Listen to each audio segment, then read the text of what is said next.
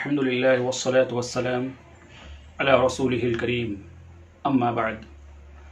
أعوذ بالله من الشيطان الرجيم بسم الله الرحمن الرحيم قل هو الله أحد الله الصمد لم يلد ولم يولد ولم يكن له كفوا أحد۔ معزز سامعین، آج کا جو ہمارا ٹاپک ہے وہ ہے جادو کا علاج۔ ہمارے اس موضوع میں داخل ہونے سے پہلے ہم آپ کے سامنے عاجزانہ گزارش یہ کرتے ہیں کہ آپ ہمارے اس چینل کو سپورٹ کرنے کے لیے سبسکرائب کیجئے، لائک کیجئے، شیئر کیجئے اور بیل جو ہے اس کو ضرور پریس کیجئے۔ اب ہم اپنے موضوع میں داخل ہونا چاہیں گے کہ آپ ایک بات یاد رکھیے، یہ بیماریوں کا دور ہے اور قیامت کی علامات میں یہ بھی ہے کہ موت بہت زیادہ ہوگی، جس میں مختلف قسم کی بیماریاں بھی شامل ہوں گی۔ بیماریاں عام طور پر دو طرح کی ہوتی ہیں، ایک جسمانی بیماری ہوتی ہے، دوسرا روحانی بیماری ہوتی ہے۔ جسمانی بیماری کا علاج ڈاکٹر حضرات کرتے ہیں، روحانی بیماریوں کا علاج قرآن اور حدیث میں موجود ہے۔ اور جادو یہ بھی ایک روحانی بیماری ہے۔ اب سوال یہ ہے کہ کوئی آدمی ہم پر جب جادو کر دیتا ہے تو ایسی صورت میں اس جادو کے توڑ کے لیے جادو سیکھنا، جادو کا فن سیکھنا کیا یہ جائز ہے؟ علماء ذکر کرتے ہیں کہ جادو کا توڑ کرنے کے لیے بھی جادو سیکھنا، جادو کے ذریعے جادو کا توڑ کرنا یہ جائز نہیں ہے، شریعت اس کو حرام قرار دیتی ہے۔ اب ہم آپ کے سامنے آج کے اس درس میں یہ ذکر کریں گے کہ جادو کا علاج کیسے کیا جانا چاہیے، جادو کا علاج کیسے ہوتا ہے۔ اور اس ویڈیو کے آپ کے سامنے دو پارٹس آئیں گے، آپ پہلا پارٹ بھی دیکھیے، دوسرا پارٹ بھی دیکھیے۔ جادو کے جو علاج کے جو طریقے ہوتے ہیں، مکمل طور پر 7 طریقے ہم نے جمع کیا ہے۔ ممکن ہے کہ اس کے علاوہ بھی ہو، لیکن یہ 7 اتھینٹک طریقے ہیں جو قرآن و حدیث سے میل کھاتے ہیں۔ تو ان 7 طریقوں کو 2 پارٹس میں ہم آپ کے سامنے ذکر کریں گے۔ جادو کا علاج کا جو پہلا طریقہ ہوتا ہے، اس پہلے طریقے میں داخل ہونے سے پہلے یہ بھی ہم آپ کے سامنے ذکر کر دیں کہ جادو کا اثر یہ برحق ہے، اللہ کے رسول پر بھی جادو ہوا۔ جادو کا اثر زائل کرنے کے لیے سب سے پہلا طریقہ توکل ہے، اللہ پر بھروسہ ہے، اللہ تعالیٰ پر مضبوط ایمان ہے، اللہ تعالیٰ پر انسان کا یقین ہے، مومن کا یقین ہے۔ جب جادو اس پر ہو جاتا ہے تو اس کو یہ سمجھے کہ جادو برحق ہے، جادو کا انکار ہرگز نہ کرے۔ جادو کا انکار کرنا بلکہ قرآن مجید کی آیات کا انکار کرنا، قرآن مجید کا انکار کرنا، رسول پر جو جادو ہوا ہے صلی اللہ علیہ وسلم اس کا انکار کرنا کے مترادف ہے، اور بخاری کی بڑی بڑی حدیثوں کا انکار کرنے کے مترادف ہے۔ تو جادو کا سب سے پہلا علاج یہی ہے کہ اللہ پر انسان بھروسہ کرے کہ یہ اللہ کی اجازت سے پہنچا ہے ہمیں جادو، اور جادو کرنے والا کبھی کامیاب نہیں ہوتا، وہ دنیا میں بھی ذلیل ہوتا ہے اور آخرت میں بھی ذلیل ہوتا ہے۔ سب سے پہلے انسان کو ڈیسٹنی پر بھروسہ کرنا چاہیے، تقدیر پر بھروسہ کرنا چاہیے۔ انسان کا توکل، اللہ پر اس کا بھروسہ ہی انسان کو جادو کے اثر سے باہر نکالے گا۔ اب جب جادو ہو جاتا ہے تو ہم مختلف غیر شرعی طریقے اختیار کرتے ہیں، جس سے انسان اور اس جنات کی دنیا میں پھنستا چلا جاتا ہے، جادو کی دنیا میں پھنستا چلا جاتا ہے، اور ابھرنے کی بجائے، جادو سے باہر نکلنے کی بجائے انسان کئی گناہوں کا شکار ہو جاتا ہے۔ تو اسے مکمل اللہ پر بھروسہ رکھیں۔ اور وہ روایت بھی آپ نے سنی ہوگی حضرت عکاشہ کے حوالے سے کہ اللہ کے رسول صلی اللہ علیہ وسلم نے بیان فرمایا ہے کہ 70,000 لوگ ایسے ہوں گے جو بغیر حساب کے جنت میں داخل ہوں گے۔ وہ کون لوگ ہوں گے؟ جو اللہ تعالیٰ پر توکل کرنے والے ہوں گے اور رقیہ بھی نہیں کریں گے، بسا اوقات بلکہ صرف اللہ پر توکل کریں گے، اور اللہ تعالیٰ ایسے لوگوں کو 70,000 ایسے لوگوں کو جنت میں داخل کرے گا، جس میں حضرت عکاشہ بھی شامل ہے۔ تو جادو کے اثر توڑنے کے لیے، یا جادو کا جو پہلا طریقہ، پہلا میتھڈ ہے کہ جادو کا علاج کیا ہے، وہ یہ ہے کہ اللہ پر بھروسہ، انسان کو مضبوط ایمان ہونا چاہیے۔ دوسرا طریقہ یہ ہے کہ 5 وقتہ نمازوں کی حفاظت۔ جو 5 وقتہ نمازوں کی جو حفاظت انسان کرتا ہے، جادو کا اثر خود بخود اس سے زائل ہو جاتا ہے۔ 5 وقتہ نمازوں میں وہ شریک ہو رہا ہے، دعاؤں کا اہتمام کر رہا ہے، پھر اس کے علاوہ جو آیات وہ پڑھ رہا ہے جو جادو کے اثر کو زائل کرنے والی آیتیں ہیں، جو جادو کے اثر کو زائل کرنے والی دعائیں اور حدیثیں ہیں، اس کو جب وہ پڑھتا ہے تو ایسی صورت میں خود بخود جادو کا اثر انسان سے زائل ہو جاتا ہے۔ تو دوسرا طریقہ یہ ہوگا کہ 5 وقتہ نمازوں کی انسان حفاظت کرے۔ 5 وقتہ نمازوں کی حفاظت کے ساتھ ساتھ جو گناہ میں وہ ملوث ہے، انسان کی زندگی میں کئی گناہ ایسے ہوتے ہیں جس کا تعلق انسان سے ہوتا ہے، صرف اس کے اللہ تعالیٰ سے ہوتا ہے، رب سے ہوتا ہے۔ تو ایسی صورت میں ان گناہوں کو چھوڑ دینا، عمومی طور پر میوزک ہے، گانے ہیں، فلمیں ہیں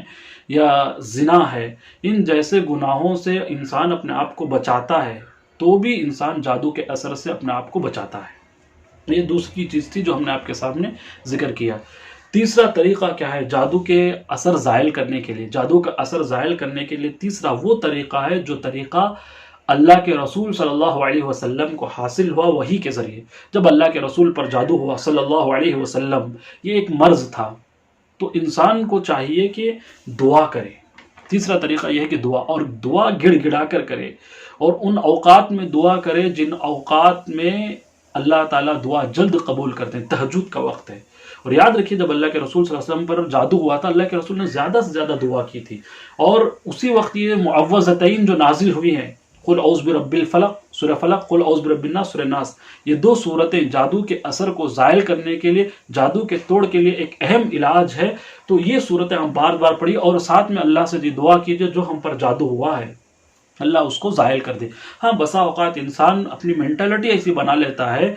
کچھ چیزیں جب اس کے ساتھ اس کی زندگی میں ہوتی ہے، جاب کا نہ ہونا یا اسی طرح شوہر بیوی کے جھگڑے، بسا اوقات جادو اثر ضرور کرتا ہے ان چیزوں میں، لیکن انسان بسا اوقات اپنی مینٹالٹی ایسی بنا لیتا ہے کہ مجھ پر جادو ہوگا۔ یہ وہم ہے، اس کا کوئی علاج نہیں ہے، بلکہ یہ اپنے وہم کو دور کرے۔ ہاں، جادو کے کچھ سمٹمز ہیں، کچھ اثرات ہیں، جیسے انسان کے جو سر ہوتا ہے اس پہ درد زیادہ ہونا، یا اپنے ازدواجی زندگی میں پرابلمز آنا، یہ بھی جادو کے اثر کا ایک اہم سبب ہے جو ہمیں اس کو پہچاننا چاہیے صحیح طریقے سے۔ اور اللہ کے رسول نے جو طریقہ اختیار کیا ہے دعا کا، اور جو صورتیں ابھی ہم نے آپ کے سامنے سورہ فلق اور سورہ ناس ذکر کی ہے، جو حضرت جبرائیل علیہ السلام اپنے پاس لے کر اترے تھے اللہ کے رسول صلی اللہ علیہ وسلم کو، اللہ کے رسول صلی اللہ علیہ وسلم کو خود حضرت جبرائیل نے دم کیا۔ تو ایسی صورت میں جب ہم پر یہ واضح ہو جائے کہ ہم پر جادو کے اثرات ہیں، ان صورتوں کو پڑھ کر خود دم کرے یا کسی اور سے دم کروا لیں، دونوں صورتوں میں دونوں چیزیں جائز ہیں۔ یہ تیسرا طریقہ ہے جو جادو کا اتھینٹک طریقہ ہے کہ جادو کا علاج کیسے کیا جائے۔ اور یاد رکھیے اللہ تعالیٰ قرآن مجید میں کہتے ہیں وَإِذَا سَأَلَكَ عِبَادِي عَنِّي فَإِنِّي قَرِيبٌ، جب میرا بندہ مجھ سے سوال کرتا ہے تو میں ضرور اس کو وہ چیز عطا کرتا ہوں۔ تو جادو کا اثر توڑنے کے لیے ہم دعا کریں، نماز تہجد میں کریں، فرض نمازیں جو 5 وقت ہے ان فرض نمازوں کے فوراً بعد انسان دعا کرے، تو ایسی صورت میں بھی اس دعا کا اثر ہوتا ہے اور جادو کا اثر ضرور زائل ہوتا ہے۔ چوتھا طریقہ یہ ہے کہ قرآن مجید کی تلاوت کرنا مسحور آدمی پر، سحر شدہ آدمی پر، جس کو جادو لائق ہو جاتا ہے، جس پر جادو کیا جاتا ہے، اس پر رقیہ شرعیہ کرنا۔ عام طور پر قرآن مجید کی کوئی بھی صورت آپ جس آدمی پر جادو ہوتا ہے اس پر تلاوت کر سکتے ہیں، یا نہیں تو وہ آیتیں جو قرآن مجید میں